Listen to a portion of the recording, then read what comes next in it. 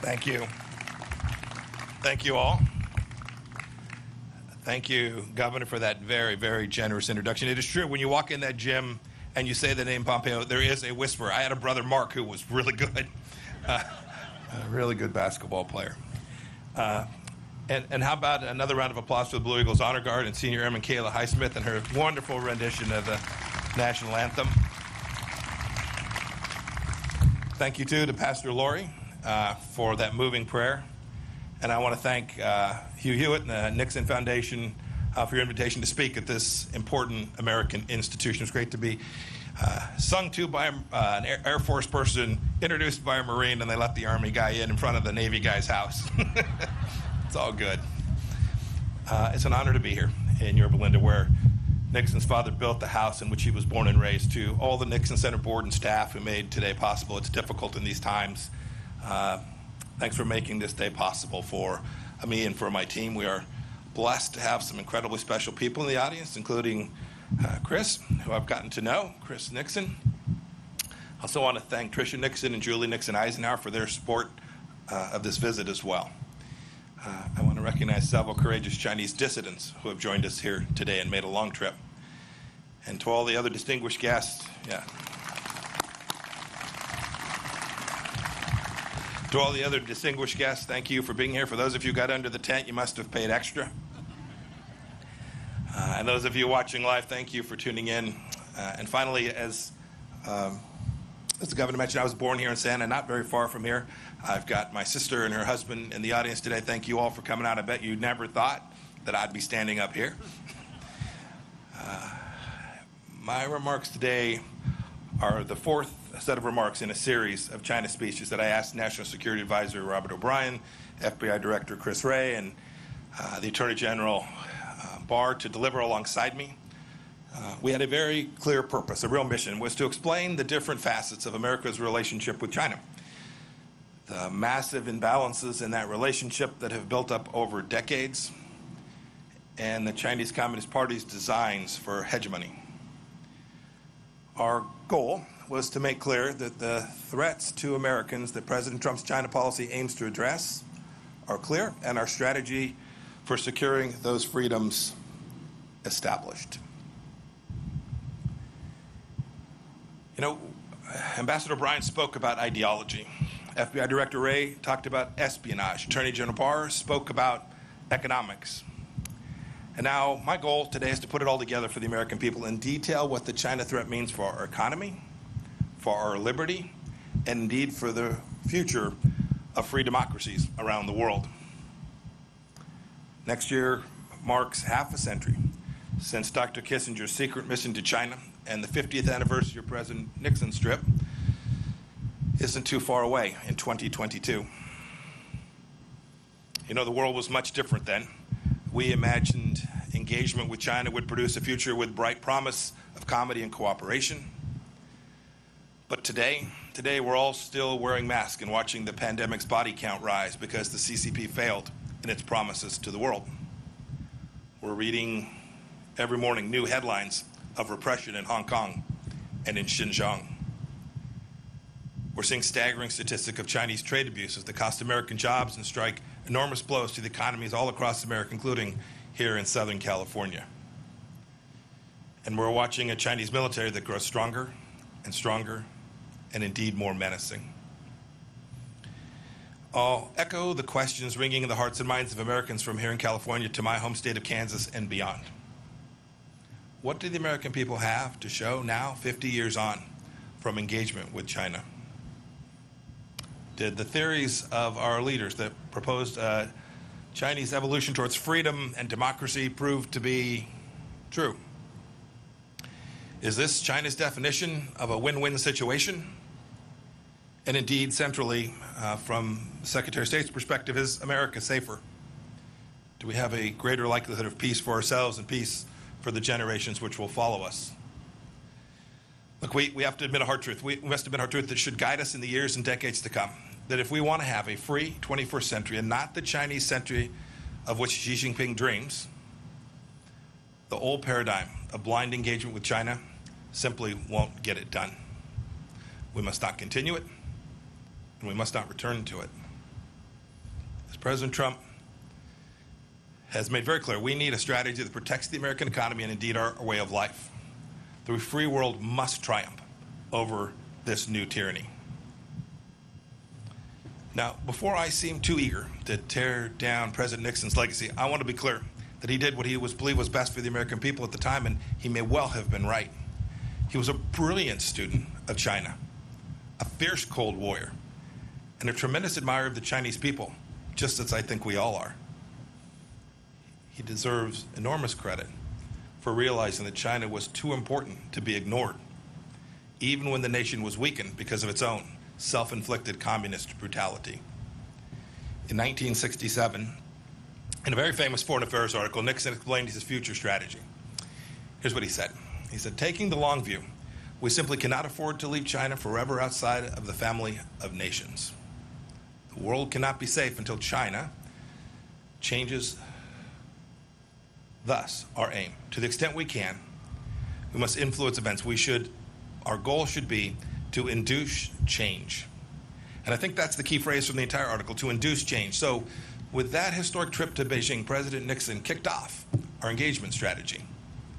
He nobly sought a freer and safer world, and he hoped that the Chinese Communist Party would return that commitment. As time went on, American policymakers increasingly presumed that as China became more prosperous, it would open up, it would become freer at home, and indeed present less of a threat abroad. It'd be friendlier. It all seemed, I am sure, so inevitable. But that age of inevitability is over. The kind of engagement we've been pursuing has not brought the kind of change inside of China that President Nixon had hoped to induce. The truth is that our policies and those of other free nations resurrected China's failing economy only to see Beijing bite the international hands that were feeding it. We opened our arms to Chinese citizens only to see the Chinese Communist Party exploit our free and open society. China sent propagandists into our press conferences, our research centers, our high schools, our colleges, and even into our PTA meetings. We marginalized our friends in Taiwan, which later blossomed into a vigorous democracy. We gave the Chinese Communist Party and the regime itself special economic treatment, only to see the CCP insist on silence over its human rights abuses as the price of admission for Western companies entering China. Ambassador Bryant ticked off a few examples just the other day. Marriott, American Airlines, Delta, United all removed references to Taiwan from their corporate websites so as not to anger Beijing. And Hollywood, not too far from here, the epicenter of American creative freedom and self-appointed arbiters of social justice, self-censors even the most mildly unfavorable reference to China. This corporate acquiescence to the CCP happens all over the world too. And how has this corporate fealty worked? Is its flattery rewarded? I'll give you a quote from the speech that General Barr gave, Attorney General Barr. In a speech last week, he said that the ultimate ambition of China's rulers isn't to trade with the United States, it is to raid the United States. China ripped off our prized intellectual property and trade secrets, causing millions of jobs all across America. It sucked supply chains away from America and then added a widget made of slave labor. It made the world's key waterways less safe for international commerce. President Nixon once said he feared he had created a Frankenstein by opening the world to the CCP. And here we are. Now, people of good faith can debate why free nations allowed these bad things to happen for all these years. Perhaps we were naive about China's virulent strain of communism, or triumphalist after our victory in the Cold War, or cravenly capitalist, or hoodwinked by Beijing's talk of a peaceful rise. Whatever the reason, today China is increasingly authoritarian at home and more aggressive in its hostility to freedom everywhere else. And President Trump has said enough. I don't think many people on either side of the aisle dispute the facts that I've laid out today. But even now, some are insisting that we preserve the model of dialogue for dialogue's sake. Now, to be clear, we'll keep on talking, but the conversations are different these days. I traveled to Honolulu now just a few weeks back to meet with Yang Jiechi. It was the same old story. Plenty of words, but literally no offer to change any of the behaviors. Yang's promises, like so many the CCP made before him, were empty. His expectations, I surmise, were that I'd cave to their demands, because frankly, this is what too many prior administrations have done. I didn't, and President Trump will not either. As Ambassador O'Brien explained so well, we have to keep in mind that the CCP regime is a Marxist-Leninist regime. General Secretary Xi Jinping is a true believer in a bankrupt totalitarian ideology. It's this ideology that informs his decades-long desire for global hegemony of Chinese communism. America can no longer ignore the fundamental political and ideological differences between our countries, just as the CCP has never ignored them. My experience in the House Intelligence Committee, and then as director of the Central Intelligence Agency, and my now 2+ years as America's Secretary of State have led me to this central understanding that the only way to truly change communist China is to act not on the basis of what Chinese leaders say, but how they behave. And you can see American policy responding to this conclusion. President Reagan said that he dealt with the Soviet Union on the basis of trust but verify. When it comes to the CCP, I say we must distrust and verify. We the freedom-loving nations of the world must induce China to change, just as President Nixon wanted. We must induce China to change in more creative and assertive ways because Beijing's actions threaten our people and our prosperity. We must start by changing how our people and our partners perceive the Chinese Communist Party. We have to tell the truth. We can't treat this incarnation of China as a normal country just like any other. We know that trading with China is not like trading with a normal law-abiding nation. Beijing threatens international agreements treats international agreements as suggestions, as conduits for global dominance. But by insisting on fair terms, as our trade representative did when he secured our Phase 1 trade deal, we can force China to reckon with its intellectual property theft and policies that have harmed American workers. We know, too, that doing business with a CCP-backed company is not the same as doing business with, say, a Canadian company. They don't answer to independent boards, and many of them are state-sponsored and so have no need to pursue profits. A good example is Huawei. We stopped pretending Huawei is an innocent telecommunications company just showing up to make sure you can talk to your friends. We've called it what it is, a true national security threat, and we've taken action accordingly. We know, too, that if our companies invest in China, they may wittingly or unwittingly support the Communist Party's gross human rights violations. Our Departments of Treasury and Commerce have thus sanctioned blacklisted Chinese leaders and entities that are harming and abusing the most basic rights for people all across the world.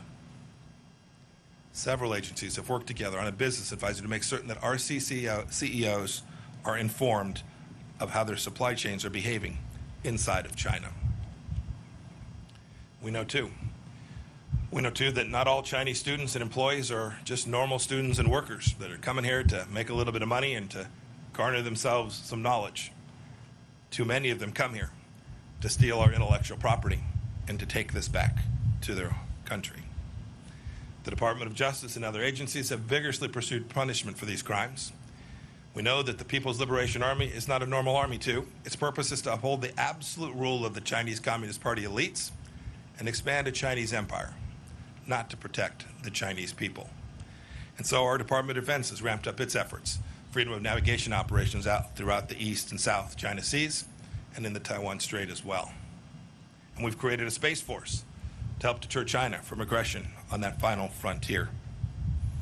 And so, too, frankly, we've built out a new set of policies at the State Department dealing with China, pushing President Trump's goals for fairness and reciprocity to rewrite the imbalances that have grown over decades. Just this week, we announced the closure of the Chinese consulate in Houston because it was a hub of spying and intellectual property theft. We reversed 2 weeks ago 8 years of cheek-turning with respect to international law in the South China Sea. We've called on China to conform its nuclear capabilities to the strategic realities of our time. And the State Department at every level, all across the world, has engaged with our Chinese counterparts simply to demand fairness and reciprocity. But our approach can't just be about getting tough. That's unlikely to achieve the outcome that we desire. We must also engage and empower the Chinese people, a dynamic, freedom-loving people who are completely distinct from the Chinese Communist Party. That begins with in-person diplomacy. I've met Chinese men and women of great talent and diligence wherever I go. I've met with Uyghurs and ethnic Kazakhs who have escaped Xinjiang's concentration camps. I've talked with Hong Kong's democracy leaders, from Cardinal Zen to Jimmy Lai. 2 days ago, in London, I met with Hong Kong freedom fighter Nathan Law. And last month, in my office, I heard the stories of Tiananmen Square survivors. One of them's here today. Wang Dan was a key student who has never stopped fighting for freedom for the Chinese people. Mr. Wang, will you please stand so that we may recognize you?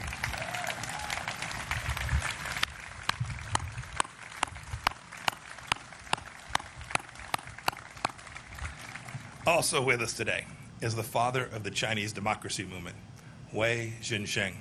He spent decades in Chinese labor camps for his advocacy. Mr. Wei, will you please stand?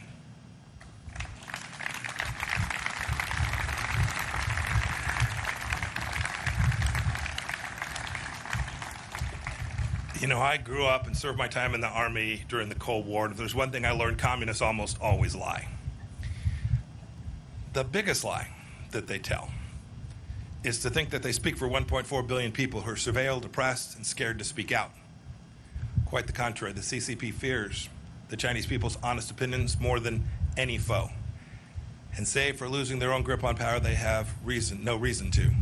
Just think how much better off the world would be, not to mention the people inside of China, if we had been able to hear from the doctors in Wuhan, and they'd been allowed to raise the alarm about the outbreak of a new and novel virus.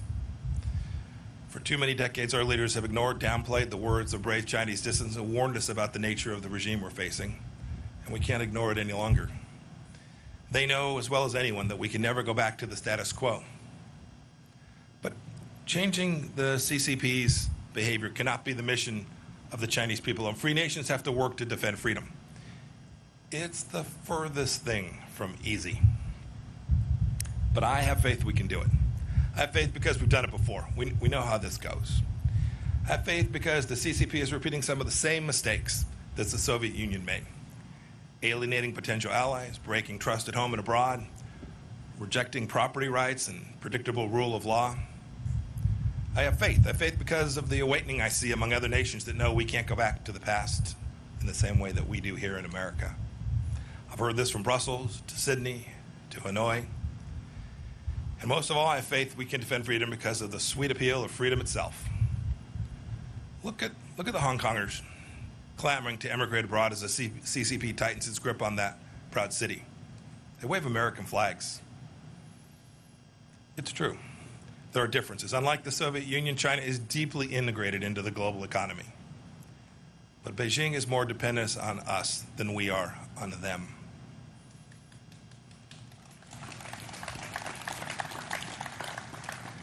Look, I reject the notion that we're living in an age of inevitability, that some trap is preordained, that CCP supremacy is the future. Our approach isn't destined to fail because America is in decline. As I said in Munich earlier this year, the free world is still winning. We just need to believe it and know it and be proud of it. People from all over the world still want to come to open societies. They come here to study. They come here to work. They come here to build a life for their families. They're not desperate to settle in China. It's time. It's great to be here today. The timing is perfect. It's time for free nations to act. Not every nation will approach China in the same way, nor should they.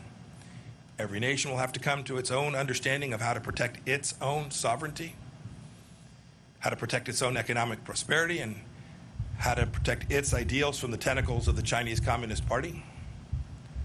But I call on every leader of every nation to start by doing what America has done, to simply insist on reciprocity, to insist on transparency and accountability from the Chinese Communist Party. It's a cadre of rulers that are far from homogenous, and these simple and powerful standards will achieve a great deal. For too long, we let the CCP set the terms of engagement, but no longer. Free nations must set the tone. We must operate on the same principles. We have to draw common lines in the sand that cannot be washed away by the CCP's bargains or their blandishments. Indeed, this is what the United States did recently when we rejected China's unlawful claims in the South China Sea once and for all, as we have urged countries to become clean countries so that their citizens' private information doesn't end up in the hand of the Chinese Communist Party. We did it by setting standards. Now, it's true, it's difficult. It's difficult for some small countries. They fear being picked off. Some of them, for that reason, simply don't have the ability or the courage to stand with us for the moment. Indeed, we have a NATO ally of ours that hasn't stood up in the way that it needs to with respect to Hong Kong because they fear Beijing will restrict access to China's market. This is the kind of timidity that will lead to historic failure, and we can't repeat it. We cannot repeat the mistakes of these past years. The challenge of China demands exertion, energy from democracies, those in Europe, those in Africa, those in South America, and especially those in the Indo-Pacific region. And if we don't act now, ultimately, the CCP will erode our freedoms and subvert the rules-based order that our societies have worked so hard to build. If we bend the knee now, our children's children may be at the mercy of the Chinese Communist Party, whose actions are the primary challenge today in the free world. General Secretary Xi is not destined to tyrannize inside and outside of China forever unless we allow it. Now, this isn't about containment. Don't buy that. It's about a complex new challenge that we've never faced before. The USSR was closed off from the free world. Communist China is already within our borders. So we can't face this challenge alone. The United Nations, NATO, the G7 countries, the G20, our combined economic, diplomatic, and military power is surely enough to meet this challenge if we direct it clearly and with great courage. Maybe it's time for a new grouping of like-minded nations, a new alliance of democracies. We have the tools. I know we can do it. Now we need the will. To quote scripture, I ask, is our spirit willing, but our flesh weak? If the free world doesn't change, Communist China will surely change us. There can't be a return to the past practices because they're comfortable or because they're convenient. Securing our freedoms from the Chinese Communist Party is the mission of our time, and America is perfectly positioned to lead it because our founding principles give us that opportunity. As I explained in Philadelphia last week, staring at Independence Hall, our nation was founded on the premise that all human beings possess certain rights that are unalienable, and it's our government's job to secure those rights. It is a simple and powerful truth. It's made us a beacon of freedom for people all around the world, including people inside of China. Indeed, Richard Nixon was right when he wrote in 1967 that the world cannot be safe until China changes. Now it's up to us to heed his words. Today, the danger is clear, and today the awakening is happening. Today, the free world must respond. We can never go back to the past. May God bless each of you. May God bless the Chinese people. And may God bless the people of the United States of America. Thank you all.